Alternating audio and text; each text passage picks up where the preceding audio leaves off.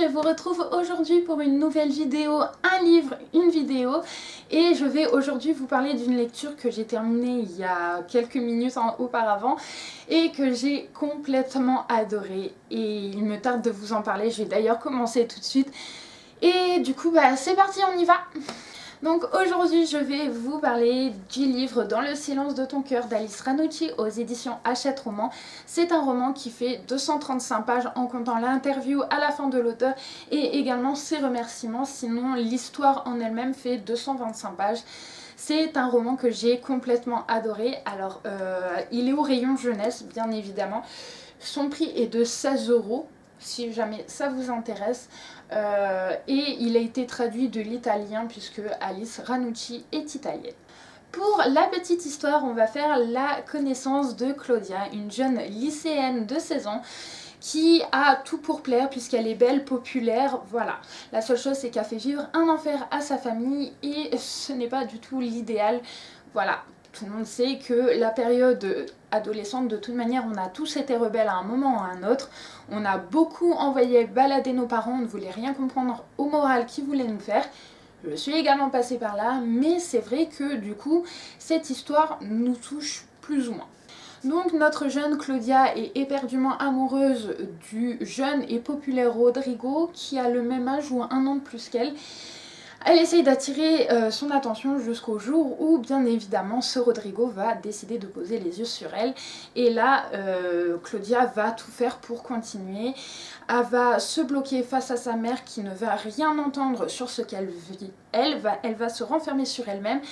Et elle va continuer à se disputer avec sa mère matin et soir jusqu'au moment où sa mère va décider de prendre les choses en main, d'essayer de lui ouvrir les yeux et elle va l'envoyer à Civico Zero qui est un centre de recueillement des immigrants, voilà.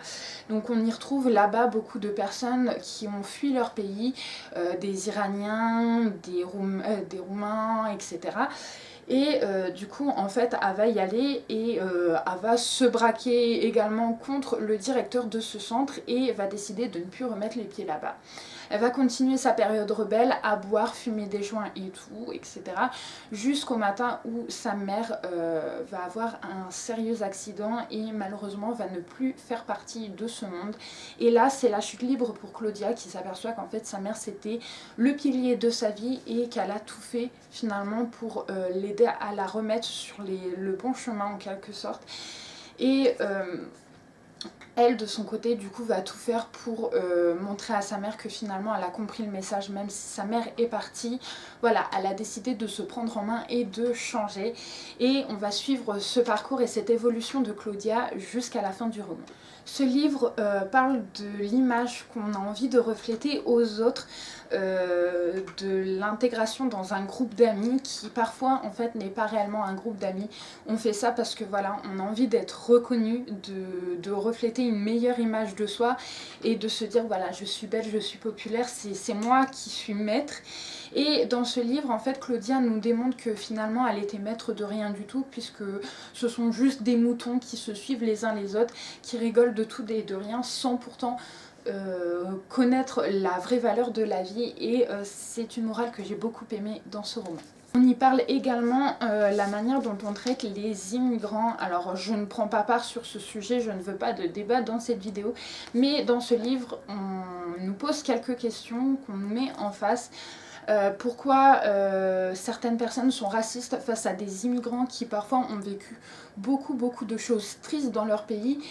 Dans ce livre on a par exemple le parcours de Samuel qui est roumain et qui a traversé beaucoup d'épreuves dans sa vie, qui a fui jusqu'à temps d'arriver en Grèce. Et arrivé en Grèce il s'est trouvé face à des hommes très racistes et du coup en fait il a vécu mais beaucoup de souffrances physiques et mentales jusqu'au moment où il a intégré l'Italie et que là il a réussi à trouver un emploi et réussi à envoyer un peu d'argent à sa famille.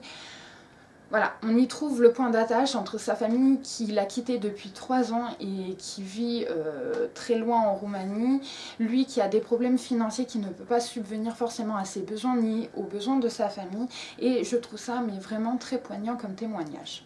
Mon avis sur ce roman, c'est que je trouve que le livre a été bien fait puisque c'est un livre qu'on peut trouver au rayon jeunesse et qui touche la bonne partie des humains, puisque c'est à cette période-là qu'il faut ouvrir les yeux aux jeunes et leur montrer que du coup, même si on a envie d'être rebelle, même si on a envie de se détacher de sa famille, finalement la famille c'est peut-être ce qu'on a de plus vrai dans notre vie et qui sera toujours là pour moi. On voit aussi que finalement des amis, des vrais amis en tout cas, on en a très peu dans une vie et que les plus fidèles, généralement on les compte sur le doigt d'une main. Donc voilà, c'est vrai que c'est un témoignage et un roman très touchant.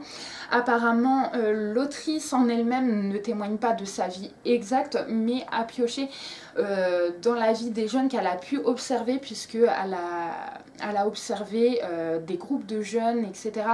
À Rome, là où elle vit, et c'est vrai que du coup cette réalité elle l'a intégrée dans le roman. Vous pouvez retrouver son interview à la fin du roman, il fait entre 5 et 10 pages il me semble, et je trouve que c'est pas mal pour comprendre comment le livre a été fait. Si jamais ça vous intéresse, n'hésitez pas à vous le procurer.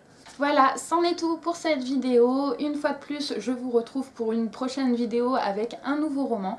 J'espère que ça vous aura plu. Si jamais vous avez lu ce livre, que vous souhaitez en parler avec moi, n'hésitez pas dans les commentaires ou également par mail. Vous pouvez me retrouver sur les réseaux sociaux. Je vous embrasse tout plein et je vous dis à très bientôt. Salut!